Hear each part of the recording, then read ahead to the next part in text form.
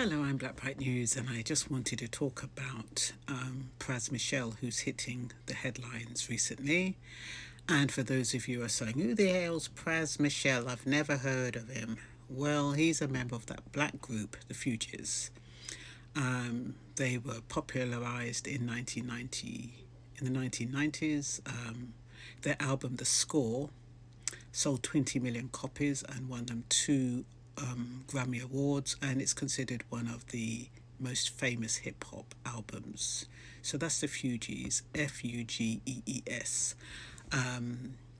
So what's happened? Well, Pras Michel, well, you've got Pras Michel, you've got Wycliffe Jean, and you've got Lauryn Hill. Those are the three ex-members. Lauryn Hill is the voice, and Wycliffe Jean is the musician, and Pras Michel, even though he's a musician, he was more interested in the business side of the group. Anyway, they dismantled in 1997, went their own ways. Occasionally they come back and do performances, but by and large, they don't really cross paths anymore, from what I understand. So, Pras Michel, with his celebrity status, got involved somehow with a Malaysian financier called Joe Low, JHOLOW. And this financier wanted to have a photograph with President Obama. And I'm assuming Pras Michel, feeling honoured that he could mingle with millionaires and being a black celebrity, could probably make the connection with Obama, decided that, oh yeah, this is a good opportunity. He's going to give me 20 million to get a photograph with Barack Obama. Why not? This is just my wording, not reality, not how the prosecutors saw it. I'm just talking about it from somebody a celebrity who might be arrogant, who might be ignorant, who might be naive, because he didn't have any formal qualifications, no business, no finance, no accounting, no no formal qualifications at all. He did have a couple in non-related areas. So I'm thinking that he's thinking, oh, got a millionaire, wow, and he's going to give me 20 million over 9 months if I can connect him with Barack Obama. Well, of course, it translates that Joe Low, because he's a Malaysian financier, you can't use his money in a US campaign. It's against the law. I don't know if Pras Michel knew that, but the fact of the matter is he took that money, put it into Obama's campaign in order to get those photo shoots. Now, it doesn't say whether or not those photo shoots took place, but anyway, that was the rationale behind the transaction. As far as Pras Michel was concerned, he says he thought it was free money and he could just give it to all his mates. Apparently he was attending these $40,000 ticket events.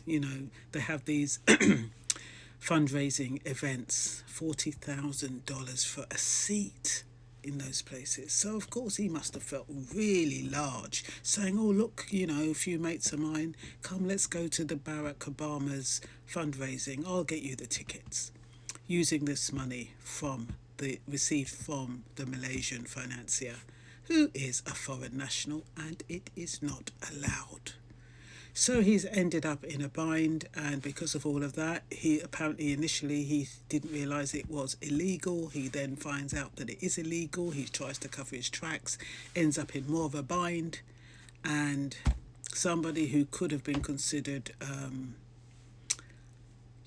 because when we see celebrities in the limelight, somehow we think they have sense, don't we? We kind of attribute them to having, with money, they have a little sense. But some people, you don't know their backgrounds, and a lot of people can be celebrities and they haven't got a clue about the law, they haven't got a clue about anything, and they don't consult lawyers, they don't consult experts, and they go and do things willy-nilly and they don't know about the consequences. Well, Pras Michel has learned the consequences the hard way.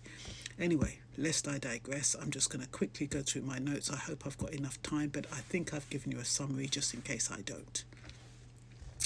So, Pras Michel of the FUGEES was convicted because he contributed millions of US dollars into Obama's 2012 campaign, which was received from a Malaysian financier, Joe Low, and used other people's names to hide the source. Using other people's names, they call them straw donors, which is illegal under US law. He then lied to cover it up and acted as an unregistered agent for foreign interests, leading to a guilty verdict and a 14-year sentence.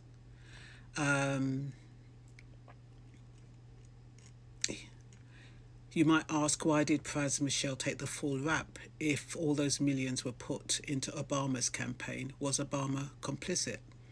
There's no indication that Obama was legally complicit, and the reasons for this, according to sources from CBS News, Snopes and The Guardian, is that prosecutors did not allege Obama or his campaign officials knowingly participated in or approved the illegal contributions. Michel himself claimed part of the money was given to him just to help Lowe secure a photo op with Obama, not to influence policy, and in court filings, Michel's defense argued that Lowe's motivation was not so that he could achieve some policy objective. Fact-checking outlets like Snopes have looked into this and found no evidence that Obama personally accepted illegal foreign contributions. So, what else? So you might ask, why hasn't Donald Trump and Elon Musk been convicted? Apparently their situations are different. According to Campaign Legal Center and The Guardian, some watchdog groups accused Trump's campaign of soliciting donations from foreign nationals. For example, there were reports of fundraising emails being sent to foreign politicians. However, it's not proven, or at least not publicly convicted, that Trump's campaign conducted an operation that is comparable to Michel's operation, i.e. knowingly funneling large sums of money via straw donors. Some investigations were called, but there's no high-profile criminal conviction like Michel's. There are also Federal Election Commission rules, FEC, under US law. Foreign nationals are generally prohibited from contributing to US federal elections, meaning foreign nationals cannot give money to US election campaigns, but they can do other things like debate politics, knock on doors, help in other ways. So while there are allegations and concerns, Trump's situation so far hasn't resulted in the same kind of criminal campaign finance conviction that Michel got. So what about Elon Musk? Elon Musk has donated very large sums, hundreds of millions, to US political causes, including via Super Political Action Committee, PAC, he founded, called American PAC, which allows wealthy donors to contribute huge sums of money with no limits. Because he's a US citizen, his donations don't run into the same foreign national issue that Michel's case did. Some legal risk or scrutiny has arisen around a particular event. There is the FEC complaint that a virtual live stream event on X owned by Musk, in which he strongly endorsed Trump, may have counted as illegal corporate in-kind contribution. That's according to FEC.gov. Also, there is the controversy over a $1 million a day giveaway by his PAC tied to people signing a petition. Some experts say this could violate laws around influencing voters. There's no public conviction of Musk funneling money into US elections like what Michel did. The big issues with Musk seem more about potential campaign finance, law violations, corporate contributions, voter incentives, not necessarily illegal foreign contributions. Some of the legal questions are still being debated or investigated, but it's not yet a settled criminal case like Michel's. So the reason why Pras Michel's case was more serious in legal terms is because Michel was directly tied to foreign money from a foreign financier and allegedly used straw donors to conceal the origin, which is classic foreign influence via campaign contributions crime. He was also convicted of multiple counts, including conspiracy, false statements, and acting as an unregistered foreign agent. His case involved both campaign finance violations and foreign agent law, making it more legally complex and serious. The US relies heavily on private donations, whereas the UK doesn't need public fundraising because campaigns are cheaper, more regulated, and partly state funded. So,